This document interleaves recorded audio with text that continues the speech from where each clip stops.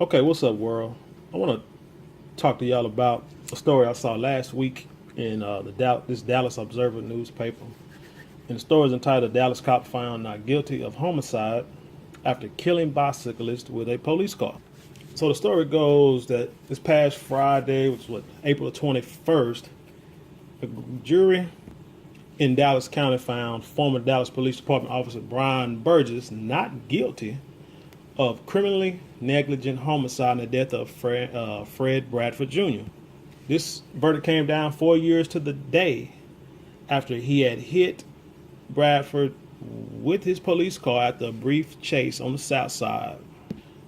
Basically, what happened, Burgess and his partner Michael Puckett approached Mr. Bradford after they had observed suspicious activity. Mr. Bradford jumped on his bike and pretty much rode away in the squad car. Officer Burgess pursued in the squad car, and Officer Puckett got out and chased him on foot. Okay, long story short, they ended up in a grassy area, and Mr. Bradford slowed down his bicycle. His foot slipped off the bike pedals, and the officer in the car was too close and ran him over. Couldn't stop. Tried to stop, and the grass was wet. Like I guess it was a rainy night, and he got too close to him and ran him over. Tried to stop, ran him over, killed him. Well, now I know you might say, well, it wasn't the police officer's fault. He killed. The guy was apparently doing something wrong. Why did he take off running or jump on his bike and take off? They were chasing him, and in active pursuit, the man got killed. Routine police behavior, right? The problem comes after this. The true problem comes after this incident, because after killing the Mr. Bradford, they say Burgess moved the squad car, and him and his partner told the paramedics that Bradford was actually hit by another car, and that they moved Bradford's body into the grass so that he wouldn't be hit again. He also said that he moved the squad car into the grass in order to make room for the ambulance. And in August of 2013, both officers were fired for recklessly endangering Bradford's life and then covering it up. And then the next day they was charged with his murder. And the city ended up paying Mr. Bradford's family more than $1 million to settle a lawsuit. Prosecutors in this trial here, in the murder trial, said that the ex-cops had no reason for chasing Bradford, no matter what they suspected him of, because he had no drugs, had no cash or no weapons or anything on him when they found him. And they felt that the squad car shouldn't have been that close to a bicycle in the first place, which I agree personally, wholeheartedly.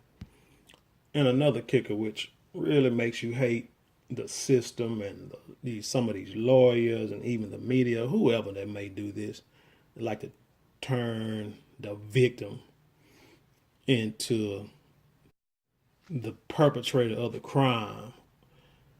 They try to say that Mr. Bradford, the police officer's attorney stated that Mr. Bradford broke the law when he went out on his bike without a helmet or lights at night, a violation of Dallas city ordinances.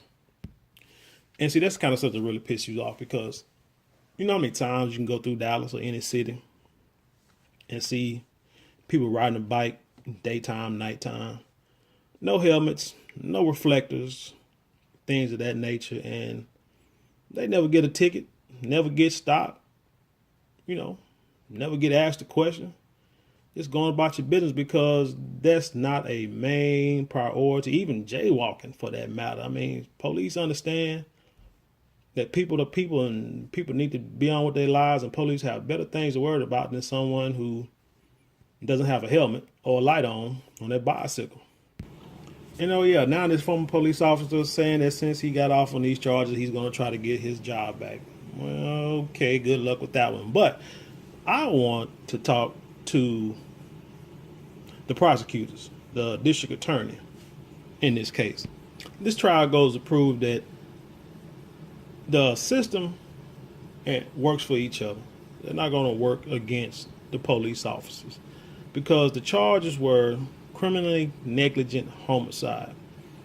You're not going to find a policeman guilty of that charge, criminally negligent homicide, if you can make the people believe that the homicide happened during police pursuit or during the act that the police is doing its job, which I'm quite sure that you can swing that. You can pretty much make that case in any trial, like pretty much anything that the policeman does, because they're going to be saying, I was doing my job, and the guy took off running. Or, he ran, I approached him, and he just took off running. So, I followed him because, we're thinking that this guy must have been committing a crime, because why would you run away from the police? That's always what they say, why you run away from the police? So I'm quite sure that the district attorney and every judge and anybody else who was part of this trial knew that this cop was going to get off on this charge. No questions asked. So the question that I do want to ask is, what happened to other charges? Were there no more charges? Hopefully I'm missing something in this article, because I'm looking for the obstruction of justice charge or the trial for that. And maybe that's what they paid the $1 million for. I don't know. I have to look more into that.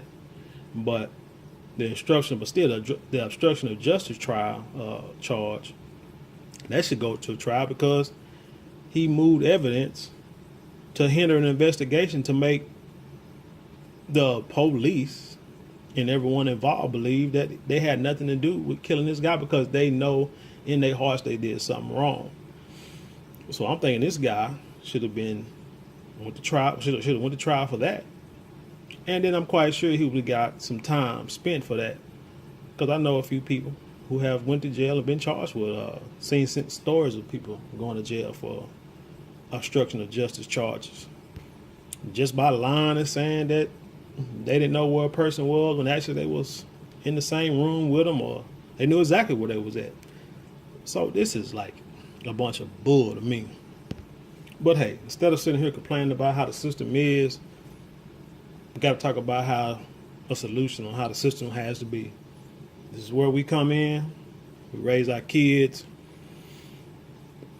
to get them into the system on that other side, on the lawyers and the judges and the police officer sides. Now, while we sit here and talk about how we hate the judges, hate the lawyers, hate the system, hate the police, you got to remember in history, when you look at like the Northeast, like, Boston, Massachusetts area, when they talk about how the Irish have so many people in law enforcement, well, that's because when they first came over here, they've been discriminated against so much that they said they know how we're going to beat this system. We're going to get our own people into the police force, and then we'll run the police force how we want to run it.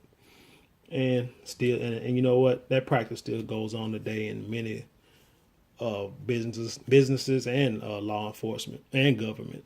So that just has to be the plan. Like I said, I don't want to dwell on this too much. So with that being said, like I said, if you like the content of these stories, please subscribe, like, share, comment. And hey, don't forget, go to your local city council meetings as many times as you can. If you can't go, a lot of cities, as I said before on the previous videos, they have them. You can pull them up online and watch them and just see what's going on in your city. Find out how truly while the news in the world has you worried about North Korea, South Korea, China, Russia, and how Donald Trump plays pitty pat with these other countries, how you got some of these laws that are being passed locally that you don't even know it's being passed until it's too late. Like how they defund and re-regulate these laws and these housing organizations to where it's getting harder and harder for poor people and lower income people to get housing. But that's another story. So until next time, peace.